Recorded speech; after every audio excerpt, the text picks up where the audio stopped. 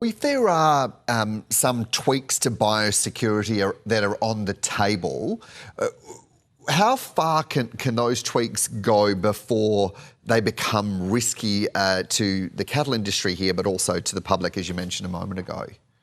Yeah, I mean, these risk protocols are really a matter for the scientists to advise on, and not really for politicians or industry to advise on.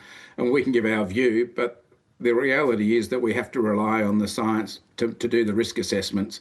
Of course, the danger is that science gets thrown out or partially ignored in the sake of doing a political outcome, and that's what we're encouraging the Prime Minister and the Trade Minister not to do. Stick by the science, and if the science backs it up, then Australia, we really don't want to hide behind non-tariff trade barriers. We don't really see the US as being a major threat to us. Even if you went before those bans were imposed in 2002, the most Australia imported from the US was 210 tonnes. I'll put that in contrast to the 394,000 tonnes we exported to the US last year. It's a little bit like trying to think that you're going to suddenly export gas to Qatar. It's fanciful. You can't.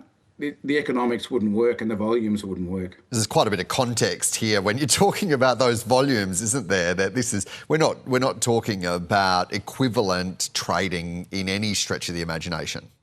No, I mean, we're a very low-cost producer of a very high-quality product. And if you can compete it in our markets, then come and do it. But I can't see much coming into the US other than for novelty values. There may be butcher shops that want to run a US prime special for a little while, but their product is no better than ours. And at a 65 cent dollar, I can't see how they're going to compete with us.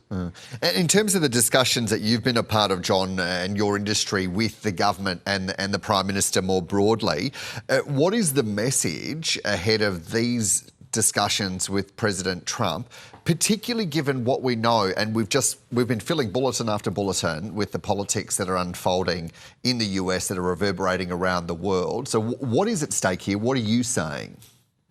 We're saying rely on the science, and if the science backs up that it's safe to take US beef into Australia, then we're not going to stand in that way as long as the science comes first and the politics comes second.